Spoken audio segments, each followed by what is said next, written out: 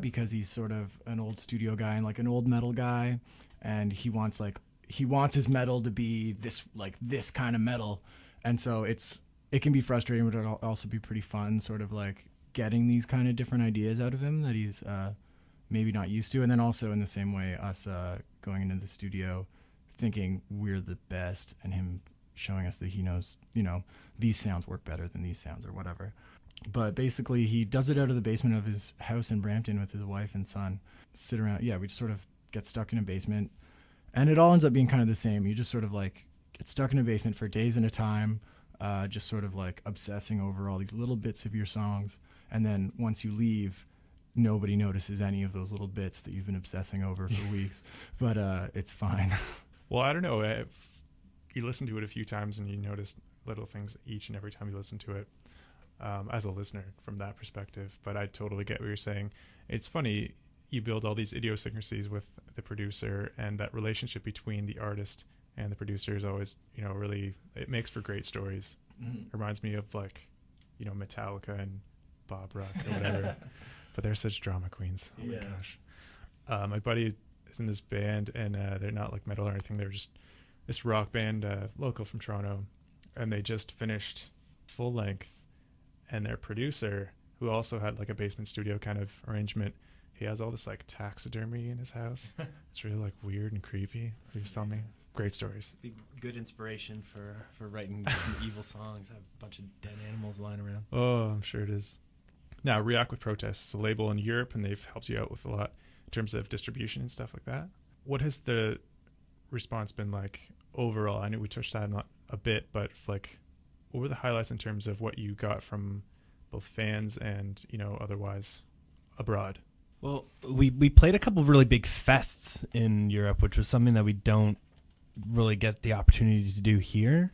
So it was an interesting experience to play in this rural town in Germany to like 300 kids, being like the second last band in the sweatiest, hottest room I've probably ever been in my life. So that was like really fun. A highlight for Titan when we're on tour is always food. We spent more time and money on food than I think on anything else while we were there. It's why I'm in a band, is that so I can travel and eat. The music is important. It's not, but secondary. All right. Okay. So I'm assuming that you guys are planning to promote the new songs in the form of performances. Are you planning a tour at all? Like, I know you got a couple dates, but what's ahead in the future? The vinyl version of Colossus should hopefully be out on React with Protest hopefully before November even. And we're kind of talking with someone right now about possibly doing a CD version as well, like a real one, not the sort of promo one that we've been giving out. So we're working on 4 dates in November with this band from Sherbrooke called Memories of an Old Man, who it's like ex-members of One Eyed God Prophecy, which was a pretty like seminal 90s Canadian hardcore band. I was just in Sherbrooke. Oh yeah, good place. Yeah, we played there a couple times. Once it was awesome. That would be like over 2 weekends in November. Will hopefully be small Colossus release tour, because touring Canada in the winter is just seems like the worst idea ever. Yeah. And then we're playing a house show September 5th in Burlington at our friend Spencer's place, and we've got a show September 18th at this place called Siesta Nouveau at Front and Sherbourne in downtown Toronto. That Soul Control from Rochester, who are awesome. New record on Bridge 9 coming out, and The Endless Blockade, who are Toronto hardcore band and are awesome, and a band from BC called Hagatha, who sound pretty cool. I've only heard them on MySpace, but I'm looking forward to seeing them live. Now, you guys have certainly had ups and downs. I remember the show with Psyopus and Villapen. I was there, and it was my first time seeing you guys. And you played, like 30 seconds? Yeah, and it was in fact 1 minute and 42 seconds. I thought, honestly, when that happened, I thought it was intentional. You guys were going to make it into an acoustic set, and then it was just going to be like this crazy, unplugged experience. We were lucky enough to a friend of ours was there with a video camera filming the set, and then when we caused the blackout, he called his girlfriend, was like, film City TV, and then it just so happened that City TV was right out front of out front of the Annex Rec Room. So we got some awesome footage. Have you seen the video? Yeah, I have. Yeah, best ever. Just Love to let the listeners know, what we're talking about is basically a blackout that happened at their show when Psyopus came to town. And it was pretty cool, actually, because, you know, the dude came out and he said, well, look, everyone, this obviously isn't anyone's fault. We'll totally, I don't know how they did that. Look, we'll give you a refund or whatever, and you can come back. Yeah. He refunded $5 and then did a makeup show that only cost $5. Yeah. So it was like you got into the makeup show for free. That's all right.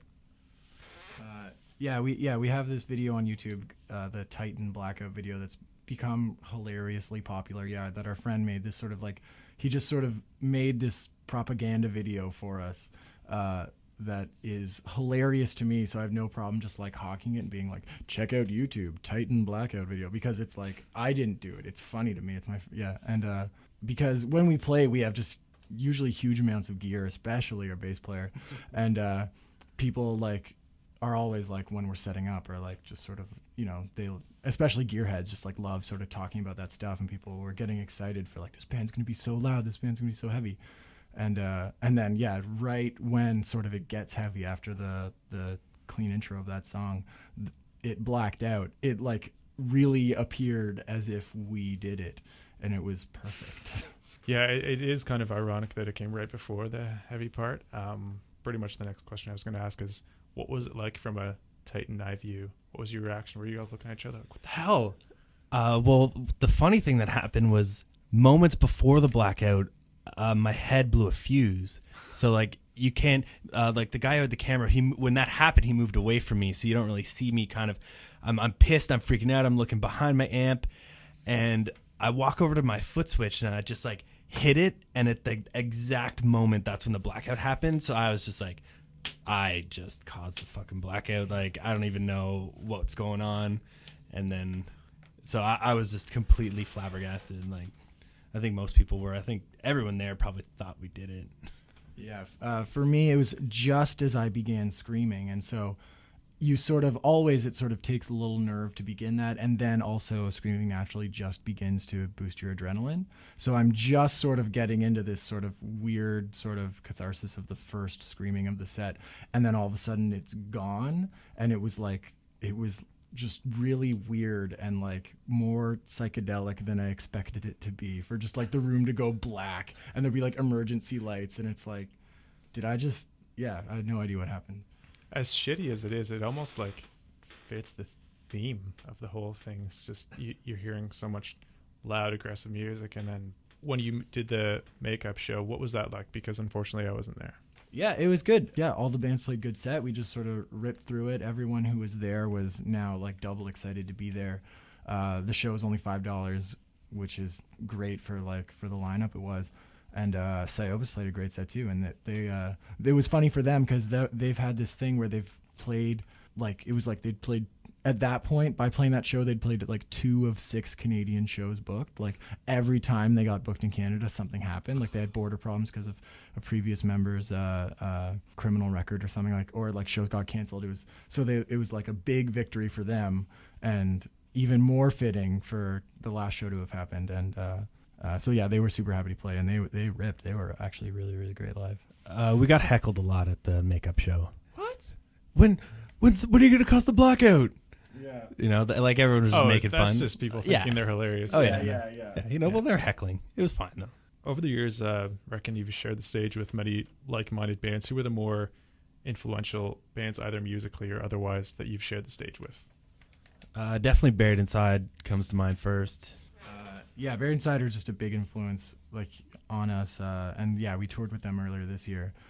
And so that was sort of a big thing. That was like one of sort of the checklist of bands that I wanted to play with once we started the show. It's like I always wanted to play with Buried Inside. I wanted to play with Converge. I wanted to play with Cursed, which we also did in 2008. We played a few shows with them just before they broke up. So that was a big one, definitely, was Buried Inside and Cursed, which are, because we take a lot of influence locally, because there's like Canada and Ontario has a great history of bands, and so those were two bands with great histories in Ontario. And so, you know, if we want, and like also having like a personal interest in adding to that